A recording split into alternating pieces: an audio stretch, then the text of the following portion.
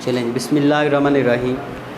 Last time बेटा आपने कुछ ग्राफ डिस्कस किए थे, तो मैं थोड़ा सा उसके ऊपर नज़र लगा देता हूँ ताकि जो बच्चे नहीं थे आए वो उनको पता चल जाए। थोड़ा सा रिवाइज़ कर देता हूँ, आगे से मैंने ज़्यादा पढ़ाना है। आज हमने थोड़ा ज़्यादा काम करना है इसलिए थोड़ा सा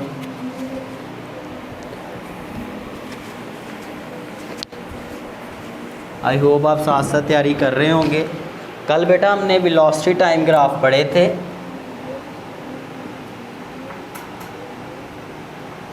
उसमें मैंने ये समझाया था वेलोसिटी टाइम ग्राफ में कि वेलोसिटी टाइम ग्राफ 3 तरह के होते हैं।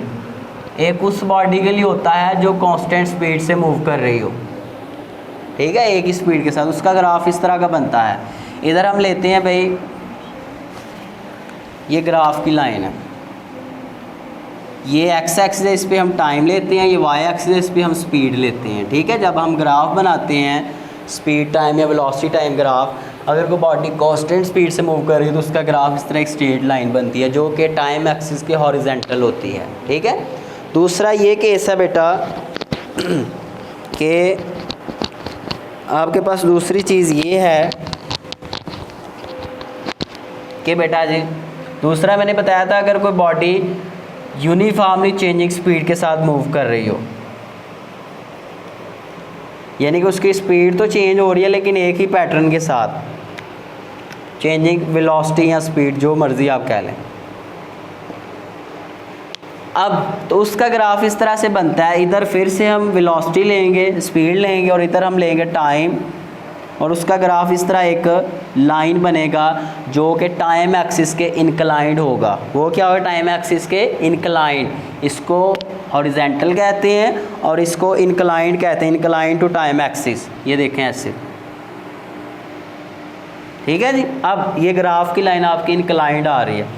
और उसके बाद तीसरा मैंने ये बताया था कि अगर कोई बॉडी वेरिएबल स्पीड से मूव कर रही हो, तो यहाँ बना देता हूँ मैं उसका ग्राफ। वेरिएबल का मतलब है कि उसकी स्पीड चेंज हो रही है, तो उसका ग्राफ इस तरह एक सीधी लाइन नहीं बनता, इस तरह टेढ़ी मेढ़ी कर्व बनती है, ठीक है। कभी स्पीड वेलोसिटी कम हो रही है, कभी ज़्यादा हो रही है। तो अगर किसी एक पॉइंट पे अगर आपने उसकी वेलोसिटी फाइंड करनी हो तो वहाँ पे आप टेंजेंट गिराते हैं,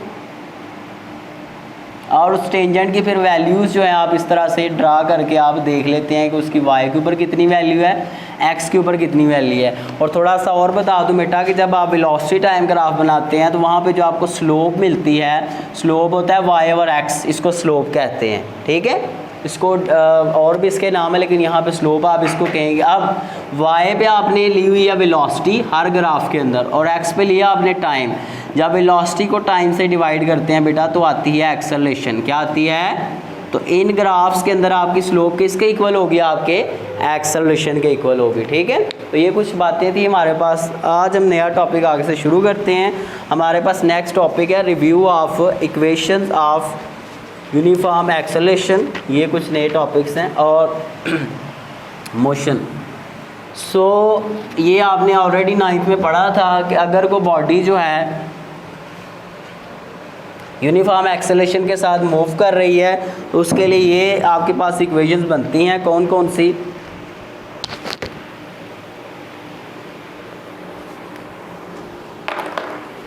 सो 4 इक्वेशंस वहाँ पे आपने ड्राइव की थी, आई होप आपको याद होगा। इक्वेशंस ऑफ मोशन भी आपने उनको कहा था, रिव्यू कर लेते हैं उनको। उसमें ये था बेटा कि पहली ये थी कि वी एफ इक्वल होता है V I plus A T के। इसमें वी एफ फाइनल वेलोसिटी को कहते हैं, वी आई इनिशियल वेलोसिटी को कहते हैं, ए एक्सेलरेशन को कहते हैं, और टी यहाँ पे टाइम है, ठीक है। दूसरी चीज़ बेटा, अगर कोई बॉडी, कल मैंने वैसे फार्मूला ड्राइव किया था, अगर कोई बॉडी एवरेज उसकी वेलोसिटी हमारे पास हो तो उसका जो डिस्टेंस होता है इस फार्मूले से आप निकालते हैं V A V cross T, ठीक है। और वी एवरेज का फार्मूला क्या होता है? वी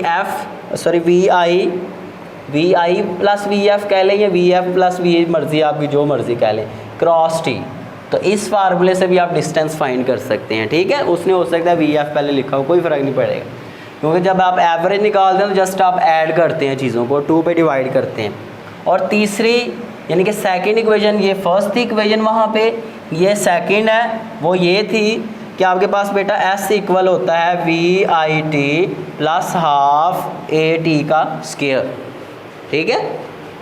इसमें s डिस्टेंस है जो बॉडी ने कवर किया था 9th में, आपने ये पढ़ी थी, बड़ी इंपॉर्टेंट थी। VI इनिशियल वेलोसिटी है, A एक्सेलरेशन, बाकी T टाइम है, वो आपको पता ही है। थर्ड ये थी,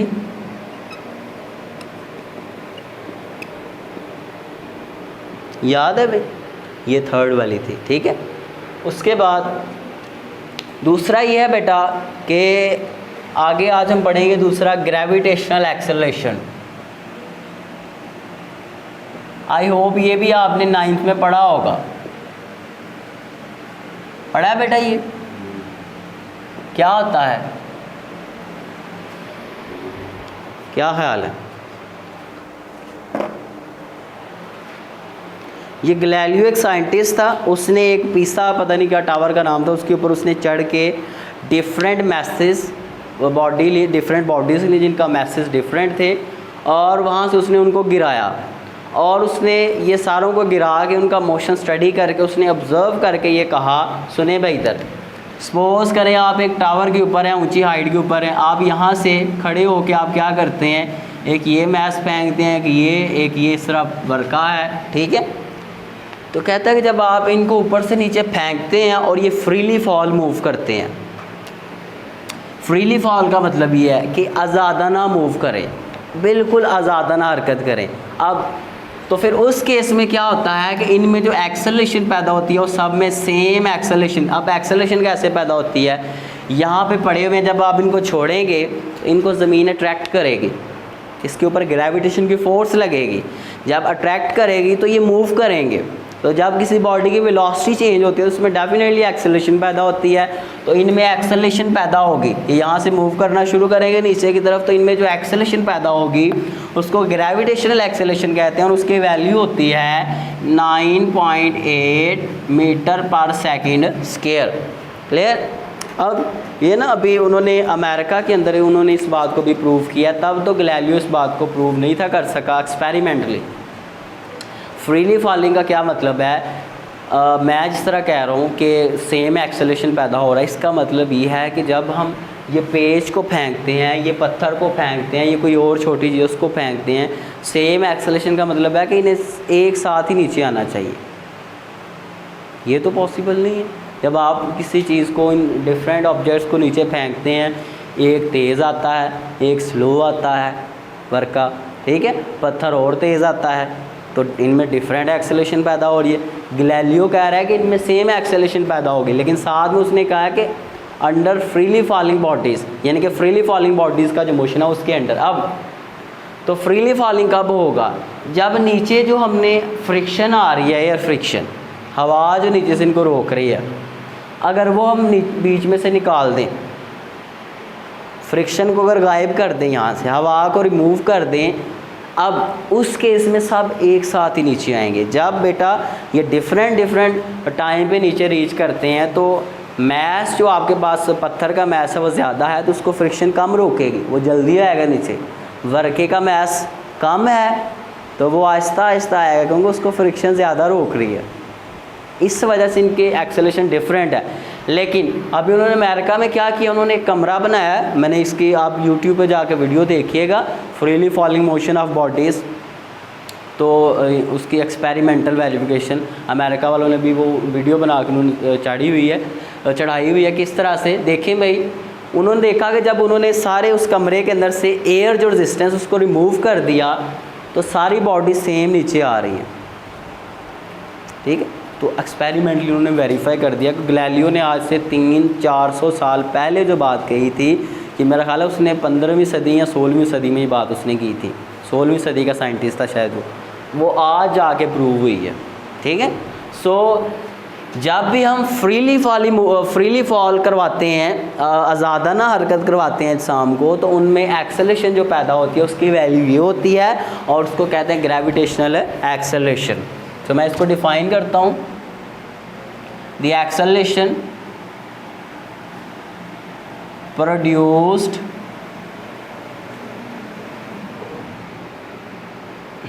under the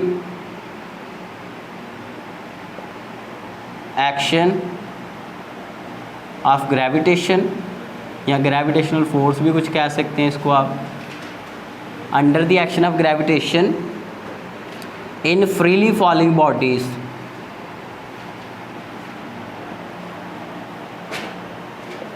is called gravitational acceleration. ठीक है जी।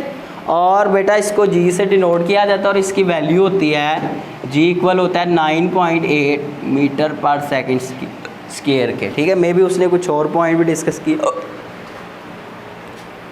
चलें भाई, ये उसने थोड़ा सा बताया हुआ शायद। अब मैं बता देता हूँ। वैसे अगर तो बॉडी नीचे को आ रही है, ऊपर से नीचे को, उस केस में उसका जी पॉजिटिव होता है। अगर को बॉडी ज़मीन के अगेंस्ट जा रही है, ग्रेविटेशन की फोर्स के अगेंस्ट ऊपर को सपोज करें हमने फेंका, उसमें जी की वैल्यू नेगेटिव होगी। ठीक है, ये बात आपने याद रखनी है। तो उसके बाद ये आप बेशक नोट कर लें, यहाँ पर थोड़ा सा और पढ़ा देता हूँ, फिर आप नोट कीजिएगा। सो नेक्स्ट हमारे पास है Newton's first law of motion. Newton के जो लॉज हैं उनको भी हम आज रिव्यू करते हैं।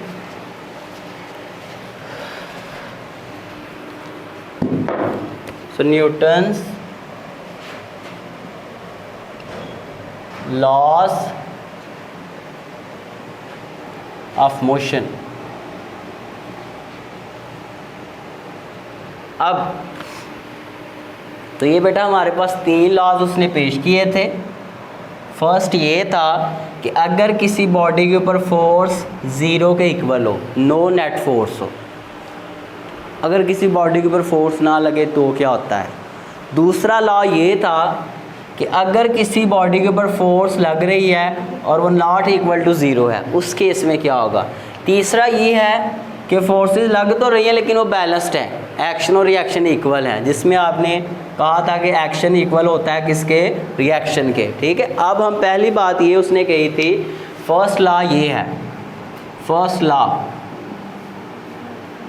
ऑफ मोशन भी इसको कहते हैं, या न्यूटन भी कहते हैं, Newton's first law of motion.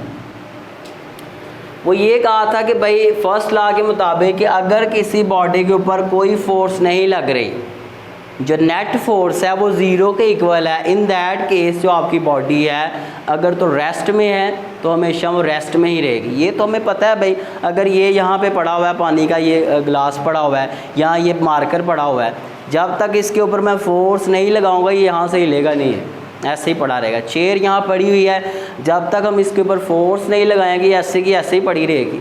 So if no net force acts on a body, the body will remain in rest. अगर बॉडी के ऊपर फोर्स ना लगाई जाए तो बॉडी रेस्ट में ही रहती है। ठीक है, और तब तक रेस्ट में रहेगी जब तक हम इसके ऊपर फोर्स नहीं लगाएंगे। जब मैं फोर्स लगाऊंगा तब यहाँ से हिल रही है, समझ आ गई।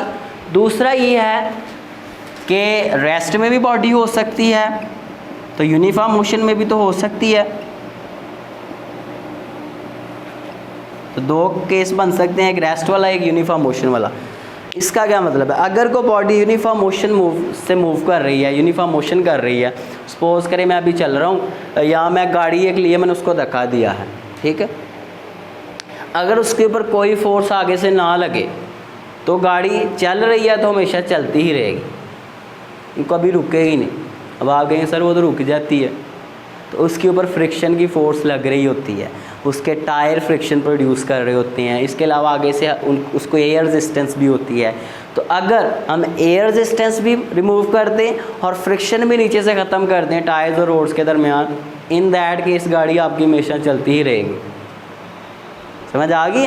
तो अगर कोई भी फोर्स किसी बॉडी के ऊपर ना लगे और वो यूनिफॉर्म मोशन कर रही हो तो हमेशा वो यूनिफॉर्म मोशन करती ही रहेगी, चलती ही हमेशा रहेगी, कभी वो रेस्ट में नहीं आएगी। क्लियर। सो इसको जो फर्स्ट लॉ होता है इसको लॉ ऑफ इनर्शिया भी कहते हैं। याद है आप लोगों को लॉ ऑफ इनर्शिया क्यों कहते हैं बेटा? क्योंकि ये जो बॉडी की जो इनर्शियल प्रॉपर्टीज़ होती हैं उससे मुताल्लिक है। किस तरह? इनर्शिया आपने ये कहा था किसी बॉडी की ऐसी प्रॉपर्टी जो कि उसमें पैदा होने वाले चेंज को अपोज करती है। मुखालफत करती है उसमें तब्दीली को। अब मिसाल के तौर पे चेयर अभी यहाँ पड़ी हुई है तो रेस्ट में है ना, इनर्शिया कहेगा रेस्ट में ही रहो। मैं चाहता हूँ ये रेस्ट में ना रहे, ये मूव करे, मैं इसमें तब्दीली लाना चाह रहा हूँ, मूव करवाना चाह रहा हूँ। इनर्शिया रोकेगा आगे से, कहेगा मैंने इसको मूव नहीं करने देना। अब तो वो प्रॉपर्टी है जो मुझे आगे से रोक रही है। अब तो ये दीवार है, इसका मैस बहुत ज़्यादा है। जब मैं इस दीवार के ऊपर फोर्स लगा रहा हूँ ये मूव नहीं कर रही क्योंकि इसका मैस बहुत ज़्यादा है, इसका इनर्शिया भी बहुत ज़्यादा है। इनर्शिया मैस के ऊपर डिपेंड करता है, तो इसका मैस कम था, इसमें इनर्शिया भी, तो इसको मूव करवाना इजी था और इसको मूव करवाना टफ है, मुश्किल है थोड़ा, ठीक है, क्योंकि जो आपका फर्स्ट लॉ है वो डिपेंड कर रहा है इनर्शिया के ऊपर, ठीक है, इसलिए इसको लॉ ऑफ इनर्शिया भी कहा जाता है। क्लियर है? सो ये भी कहा जाता है इसको, इसकी प्रॉपर वैसे आपकी बुक वाले ने बड़ी अच्छी स्टेटमेंट लिखी हुई है, द मैस स्टेटमेंट फर्स्ट वाले लॉ की, फर्स्ट लॉ की, the mass of the object, ये मैं समझाता भी हूँ, is the quantitative measurement of the inertia. किसी भी बॉडी का कितना मैस है वो इस चीज़ को डिफ़ाइन करता है कि उस बॉडी में इनर्शिया कितना है। मैंने भी आपको बताया भाई ये छोटा सा है, इसका मैस कम है, तो इसका मैस मुझे बता रहा है कि इसका इनर्शिया भी कम है। अगर किसी बॉडी का मैस ज़्यादा है तो वो इस चीज़ को वो इलेबोरेट करता है कि उसका इनर्शिया भी ज़्यादा है। क्लियर हो गया? उसके बाद जो हमारे पास सेकंड लॉ है, ये फर्स्ट लॉ की स्टेटमेंट थी, सो इसको आप देख लीजिएगा, बुक पे लिखा हुआ है फर्स्ट लॉ, ठीक है। इसकी ये स्टेटमेंट भी हो सकती है कि if no net force acts on a body then the body will remain in rest, or if it is moving with uniform motion then it will continue its motion until an unbalanced external force acts on it, ठीक है। सो ये यहाँ पे इसकी definition लिखी हुई, ये भी आप कर सकते हैं। और बॉडी यहाँ से लेके बेटा एक्सटर्नल फोर्स तक, ये भी इसकी स्टेटमेंट है, ठीक है, ठीक है बेटा। उसके बाद आगे चलते हैं। वैसे ना ये एक हमारे मुस्लिम साइंटिस्ट से ये जो लॉज हैं ये तो 17वीं सदी में पेश किए गए थे, 16 समथिंग में, 1600 पता नहीं कितने में, या 1700 में शायद, या 17वीं सदी में पेश किए गए थे या 18वीं, मुझे भी कंफर्म नहीं है। उससे 5 सदियां पहले ही, 5-6 सदियां पहले हमारे एक मुस्लिम साइंटिस्ट थे अबू अली सीना, उन्होंने ये कह दिया था, साइड पे लिखा हुआ है कि no body begins to move or comes to rest of itself. कोई भी जिस्म खुद ना तो रेस्ट में आ सकता है ना वो मोशन कर सकता है। तो यही बात है कि भाई ये चेयर ना तो खुद मूव कर सकती है ना ये रेस्ट में आ सकती है। अगर ये रेस्ट में है तो इसको मूव करवाना है तो मुझे इस पर फोर्स लगानी पड़ेगी। तो वही बात है, लेकिन उसको न्यूटन ने आगे मज़ीद एक्सप्लेन किया, ठीक है। सो अब तो पहले मुसलमान पढ़ते थे, लेकिन अब वो कहते हैं कि छठो बड़ा पढ़ के ही करना है, ठीक है। अब तो साइंस से बहुत दूर हो गए हैं। बहरहाल हम आगे चलते हैं भाई। सेकंड लॉ हमारे पास क्या है, अब न्यूटन सेकंड लॉ की बात करते हैं, क्योंकि बेटा ये रिवीजन ही हम करें इसलिए मैं इसको ज़्यादा नहीं कर रहा। Newton's second law of motion, तो उसने मोशन का दूसरा कानून क्या पेश किया था। दूसरे मैंने ये कहा है कि पहले में ये था कि अगर फोर्स ना लगे तो क्या होता है, दूसरे में ये है कि अगर फोर्स लगे तो क्या होगा। देखें भाई, इसकी स्टेटमेंट ये बनेगी, स्टेटमेंट आपने इसकी करनी है और इसका मैथमेटिकल फॉर्म जस्ट, कि जब किसी बॉडी पे फोर्स लगती है तो उसमें एक्सेलरेशन पैदा होता है। भाई ये चेयर अभी अगर रेस्ट पे है तो मैं इस पर फोर्स लगाता हूँ तो ये हरकत में आ जाएगी, इसकी वेलोसिटी चेंज हो जाएगी। जब वेलोसिटी चेंज होती है तो क्या पैदा होती है, एक्सेलरेशन। क्या पैदा होती है। सो जब भी किसी बॉडी पे फोर्स लगाई जाती है उसमें एक्सेलरेशन पैदा होती है। क्या पैदा होती है, acceleration. So when force acts on a body acceleration is produced. तो क्या पैदा हो जाती है, एक्सेलरेशन पैदा हो जाती है, ये भी आपने 9th में पढ़ा था, ठीक है। और बेटा आगे ये जो एक्सेलरेशन पैदा हो रही है डिपेंड कर रही है कि आप कितनी फोर्स लगा रहे हैं। अगर मेरे पास एक फुटबॉल हो, देखें सुने भाई इधर, मैंने फुटबॉल को किक की है आहिस्ता, यानी कि उस पर मैंने फोर्स कम लगाई है, फुटबॉल कम दूर जाएगा। तो फोर्स कम लगाई है तो एक्सेलरेशन भी कम पैदा हुई है, ठीक है। सो जब मैं ज़्यादा तेज़ उसको किक करूँगा, ज़्यादा फोर्स लगाऊँगा, ज़्यादा दूर जाएगा।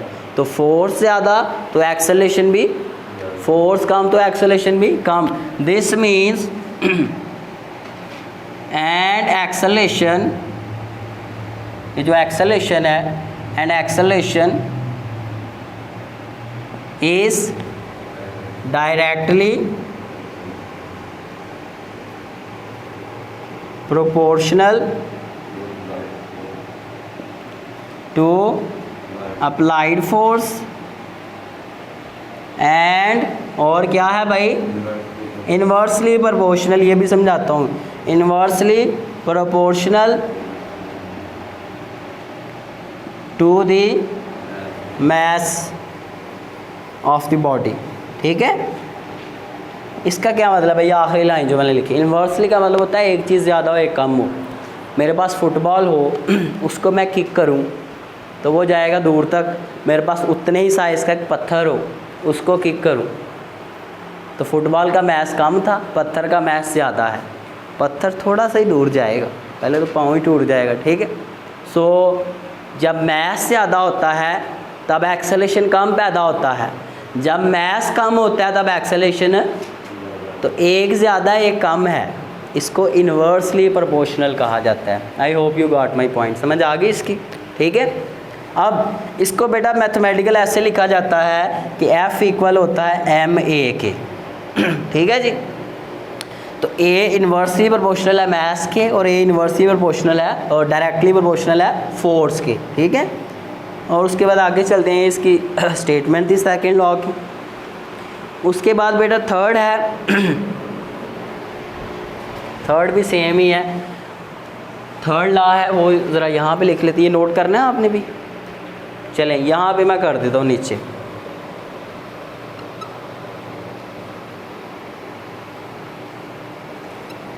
वो क्या है कि भाई ये भी वही पुरानी बात है कि अगर आप किसी बॉडी पे एक्शन लगाएं तो आगे से आपके ऊपर क्या लगाती है, रिएक्शन लगाती है।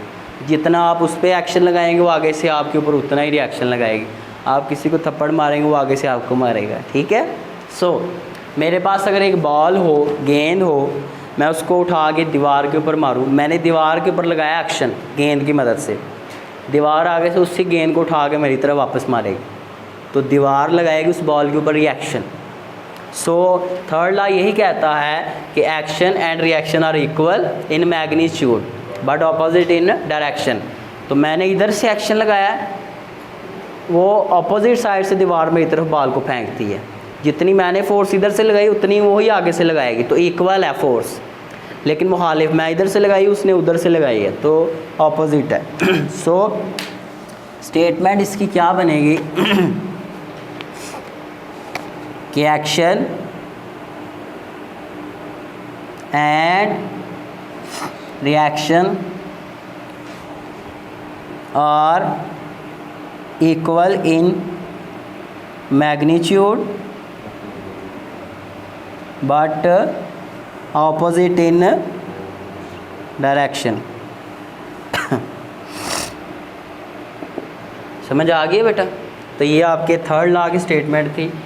यहाँ तक आपका काम है कल के लिए, ठीक है। इससे आगे इंशाल्लाह हम कल इसको डिस्कस करेंगे, ठीक है जी। ये स्टेटमेंट्स वगैरह आपने याद करके यानी शॉर्ट में आपसे चीज़ें पूछ सकता है, ठीक है।